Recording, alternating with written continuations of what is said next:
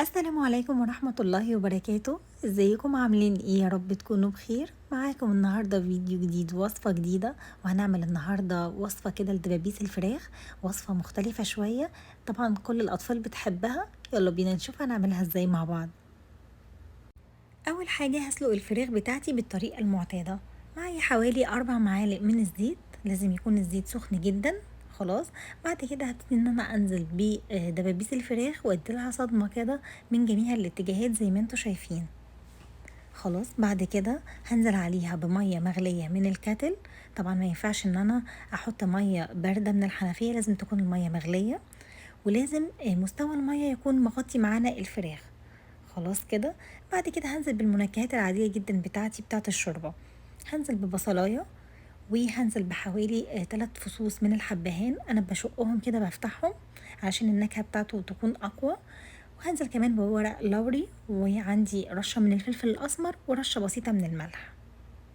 بعد كده هبتدي ان انا اسلق البطاطس بتاعتي. معايا هنا حوالي بطاطساية واحدة، هرفعها على النار. طبعا بعد ما هقشرها واقطعها مكعبات زي ما انتوا شايفين، هغطيها بالمية وارفعها على النار لغاية لما تستوي معايا كويس جدا وتكون دايبة. وبعد ما دبابيس الفراخ بتاعتنا بتستوي معانا كويس جدا، ببتدي ان انا اخليها. خلاص زي ما انتوا شايفين كده، اخليها من العظمه بتاعتها، وكمان اشيل الجلد ده انا مش محتاجاه خالص ولا عايزاه.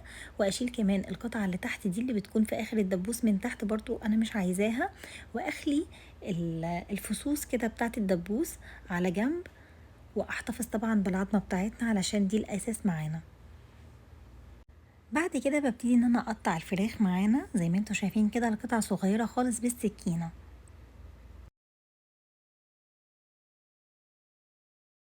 واول ما البطاطس تستوي معانا كويس جدا هنصفيها، وكمان هنهرسها كويس جدا جدا. خلاص. هنضيف عليها حوالي نص كوباية من اللبن البودر، وهضيف عليها كمان ذرة معلبة لو موجودة، لو مش موجودة مش مشكلة. بعد كده هنزل بالفراخ اللي قطعتها قطع صغيرة خالص، وكمان تقدري تضيفي في المرحلة دي اي توابل انتي بتحبيها او بتفضليها.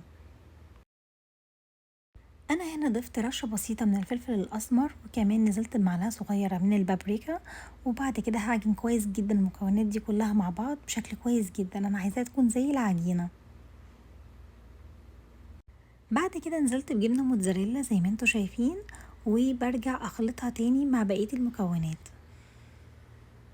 بعد كده هرجع للعظمة اللي كنا سايبينها على جنب، وهاخد جزء من الخليط كده زي ما انتوا شايفين، واشكله كده شكل الدبوس بالظبط، بس الدبوس مقلبس شوية. خلاص. وحضره كده في طبق لغاية لما اخلص كل الكمية اللي معايا.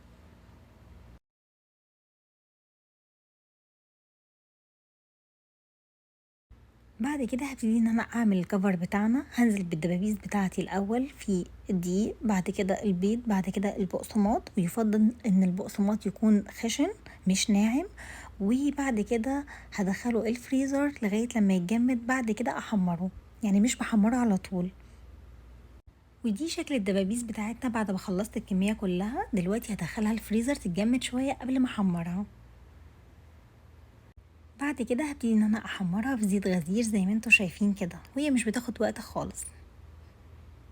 بنفضل نقلبها باستمرار وهي بتتحمر في الزيت علشان تاخد لون واحد من جميع الاتجاهات زي ما انتوا شايفين كده. اول ما تاخد اللون الذهبي الحلو ده بنرفعها على طول. وده بيكون الشكل النهائي للدبابيس بتاعتنا. وبس كده.